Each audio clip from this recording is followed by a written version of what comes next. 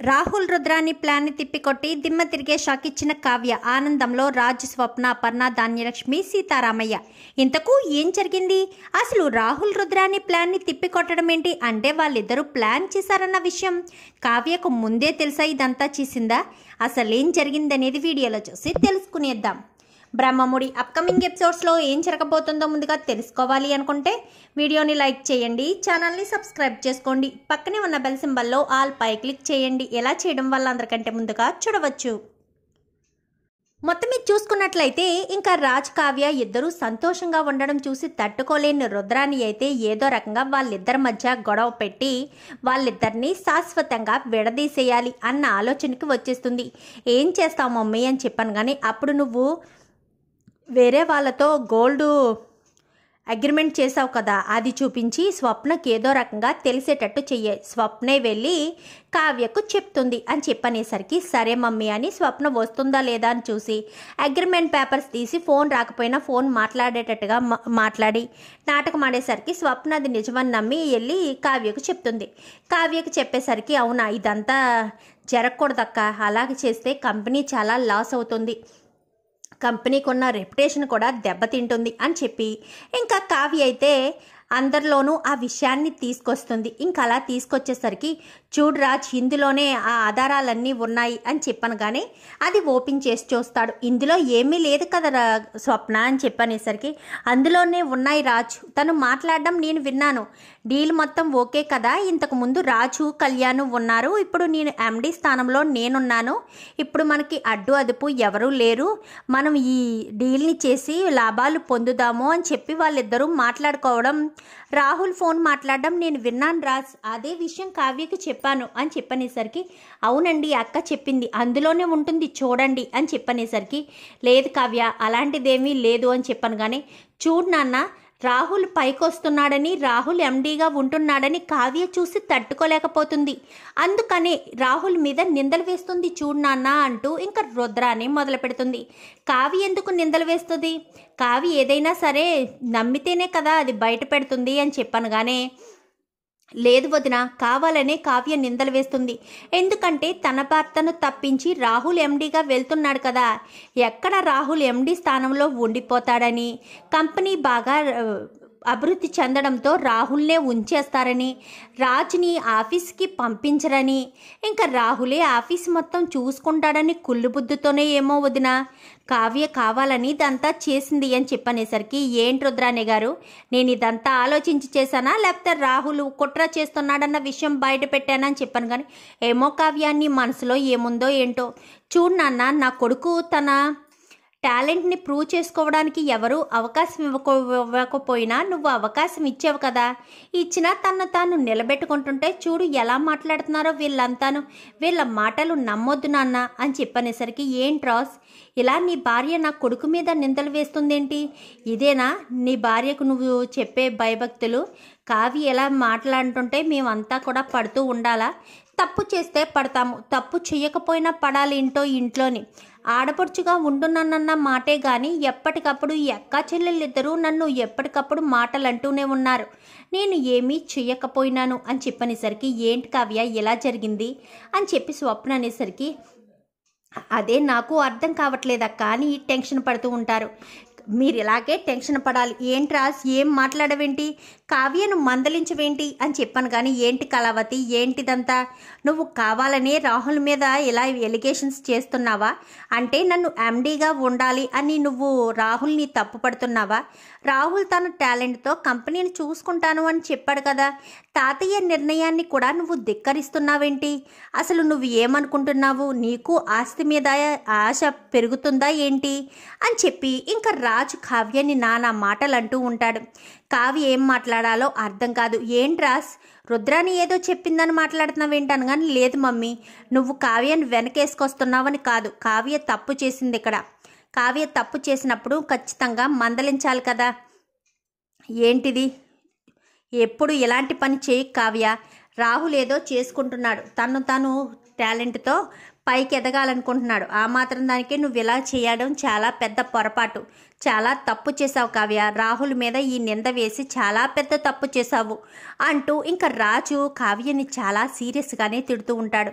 రుద్రాని లోపల నవ్వుకుంటూ ఉంటుంది. అలాగే తిట్టాలి, ఇంకా ఇంకా తిట్టాలి, కావ్య రాజులు శాశ్వతంగా విడిపోవాలి అని చెప్పనేసరికి, ఏంటి రుద్రాని గారు లోపల చాలా సంతోషపడుతున్నట్టున్నారు, నా భర్త నన్ను తిడుతున్నారని అని చెప్పనేసరికి, నేనెందుకు సంతోషపడతాను అని చెప్పాను. కానీ ఇదే కదా మీరు కావాలని కోరుకున్నారు.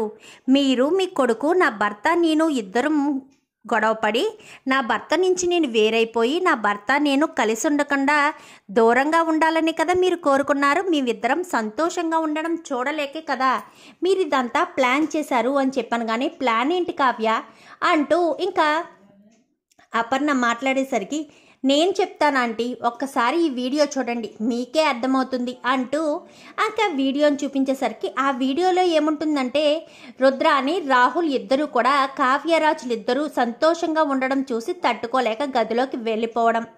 అప్పుడే వాళ్ళిద్దరూ మాట్లాడుకుంటూ ఉండగా స్వప్న ఆల్రెడీ అక్కడికి వచ్చి ఉండేసరికి ఇంక వాళ్ళు మాట్లాడుకుంటుంటారు. వాళ్ళిద్దరి మధ్య గొడవ పెట్టాలి అంటే అది ఆ ఫైల్ ఓపెన్ చేసి, అగ్రిమెంట్ ఓపెన్ చేసి స్వప్నకు అనుమానం కలిగేటట్టు నువ్వు చెయ్యని వాళ్ళిద్దరూ మాట్లాడుకున్న వీడియో అంతా ఉంటుంది. నాకు మీరిద్దరూ మాట్లాడుకున్న మాటలన్నీ కూడా నాకు తెలిసే రాహుల్ ఆ అగ్రిమెంట్ పేపర్స్ వెతుకుతున్నాడని తెలిసే రాహుల్కి ఎందుకు శ్రమ ఇవ్వడమని నేనే ఆ దారంట వచ్చాను. అలా వచ్చి రాహుల్ మాట్లాడుతున్నప్పుడు నేను విన్నట్టు అక్కడ చూశాను. అక్కడి నుంచి కావ్యకు వచ్చి చెప్పడంతో పాటు వీడియో కూడా ఉందని కూడా చెప్పాను. అందుకే మేము ఇంత రాద్ధాంతం చేశాము అని చెప్పనేసరికి ఒక్కసారిగా రుద్రాని షాక్ అయిపోతుంది. ఏంటి ఎలా చేస్తామని అస్సలు అనుకోలేదు కదా, నా భర్త నన్ను తిట్టేస్తారు, మేమిద్దరం విడిపోతాము అని కదా ప్లాన్ చేశారు అని చెప్పి ఇంకా కావ్య అనేసరికి రుద్రాని ఒక్కసారిగా ఏం చేయాలో అర్థం కాదు. ఏంటి రుద్రాని, ఇందాకటి నుంచి ఏదో అన్నావు, నీ కొడుకు ఏదో తన టాలెంట్ని ప్రూవ్ చేసుకుంటుంటే కావ్య డిస్కరేజ్ చేస్తుందని, తన భర్తనే ఎండి స్థానంలో ఉంచాలని ఒక పక్క ఇటు తిడుతూనే అటు ధాన్యలక్ష్మిని రెచ్చగొట్టినట్టు మాట్లాడావు కదా, ఇప్పుడు మాట్లాడడం లేదేంటి? కావ్య ఏం చేసినా దానికి ఒక అర్థం, పరమార్థం ఉంటుంది. కావ్య ఏదైనా మాట్లాడింది అంటే అందులో ఖచ్చితంగా ఏదో ఒక లోటుపాటు ఖచ్చితంగా ఉంటుంది. ఎంతో లోతుగా ఆలోచిస్తేనే కానీ కావ్య ఏ విషయాన్ని కూడా బయటకు చెప్పదు. అలాంటిది కావ్య నీ కొడుకు మీద నిందలేస్తుంది అంటే అది నిజమని నమ్మేశామని ఎలా అనుకున్నావు? ఎంత కుట్ర చేసావో చూసావా రాజ్? నిన్ను కావ్యని విడగొట్టడానికే ఈ రుద్రాని ఎంత ప్లాన్ చేసిందో అని చెప్పాను. కానీ ఏంటత్తా ఏంటిదంతా? ఇప్పటి వరకు రాహుల్ తప్పు చేశాడా ఏంటి అది ఇదని ఓ తెగ మాట్లాడేవు. మరి ఇప్పుడు మీరిద్దరూ చేసిన ప్లాన్ ఏంటి? అంటే మీరిద్దరూ కలిసి ఉండడం చూడలేకపోతున్నారా అని చెప్పనేసరికి, అది కాదు రాజ్ అని చెప్పనేసరికి, ఏంటత్తా ఏం చెప్తావు చెప్పు. అందులో వీడియోలో క్లియర్గా ఉంది, మా ఇద్దరిని విడగొట్టడానికే మీరు ఇది ప్లాన్ చేసి ఇదంతా చేశారని క్లియర్గా అక్కడ మీ ఇద్దరు మాట్లాడుకున్నది. పోనీ వాయిస్ రికార్డులు అయితే ఏదో చేసింది, మాయ చేసింది అని నువ్వు అనడానికి, నిందలు వేయడానికి బాగుంటుంది. కానీ అక్కడ అలాగేం లేదు కదా. ఇద్దరూ మాట్లాడుకున్నారు, మేమిద్దరం సంతోషంగా ఉండడం చూడలేకపోయారు. కళ్యాణ్ ఇంట్లోంచి వెళ్ళిపోవడంతో మేమిద్దరం దూరం అయిపోవాలి, అప్పుడే ఆస్తి మొత్తం మీ చేతికి వస్తుందని కూడా మాట్లాడుకున్నారు. ఏంటత్తా ఏంటిదంతా అని చెప్పనేసరికి, అది కాదు రాజ్ అని చెప్పాను. కానీ చూడు రాహుల్, కావ్య ఏదో చెప్పిందని కాదు, అక్కడ ఇలాంటి ఫ్రాడ్ నువ్వు ఇంతకుముందు కూకట్పల్లి బ్రాంచ్లో చేశావు.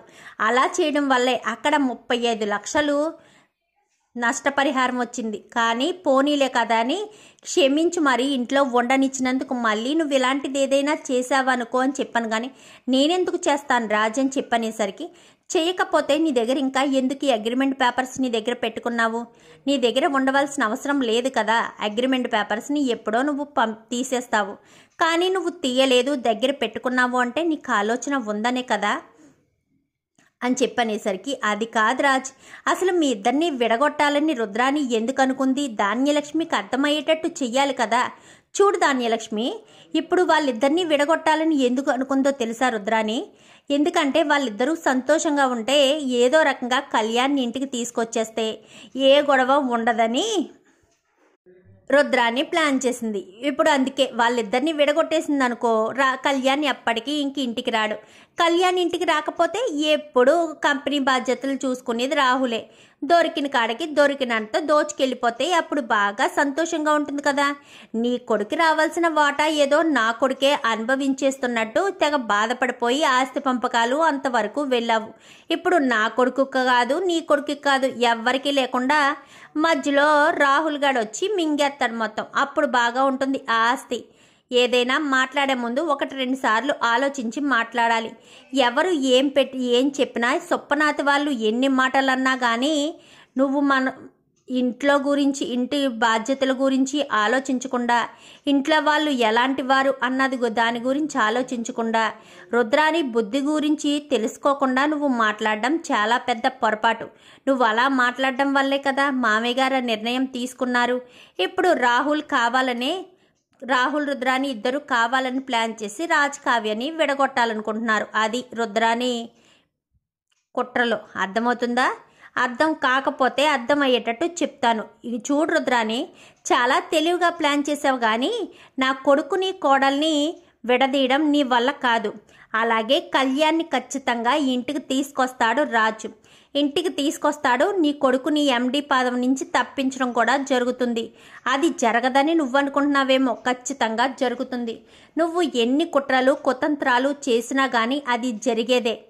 చూడు రాహుల్, ఇప్పుడు నువ్వు నీ మీద వేసింది తప్పుడు ఎలిగేషనే కావచ్చు. ఇదే నిజమని మాత్రం తేలిందనుకో, దీని పరిణామాలు చాలా తీవ్రంగా ఉంటాయి రుద్రాని. నీకు కూడా నేను ఎలాంటి నిర్ణయం తీసుకున్నా ఇంట్లో నాకు అడ్డు చెప్పేవాళ్ళు ఎవరు ఉండరు. ఆ విషయం నీకు కూడా తెలుసు కదా అని చెప్పి ఇంకా సుభాష్ మాట్లాడేసరికి ఒక్కసారిగా రుద్రాని షాక్ అవుతుంది. చూద్దాం మరి రాబోయే ఎపిసోడ్స్లో ఇలాగే కావ్య వాళ్ళ ప్లాన్ని తిప్పికొట్టాలని, కళ్యాణ్ ఇంటికి రావాలని, రుద్రాని గురించి ధాన్యలక్ష్మి తెలుసుకుని అప్పుని కోడలుగా అంగీకరించాలని మీరు కూడా కోరుకుంటే వీడియో నచ్చితే లైక్ చేయండి, ఛానల్ని సబ్స్క్రైబ్ చేసుకోండి, పక్కనే ఉన్న బెల్ సింబల్లో ఆల్ పై క్లిక్ చేయండి. ఇలా చేయడం వల్ల అందరికంటే ముందుగా చూడవచ్చు.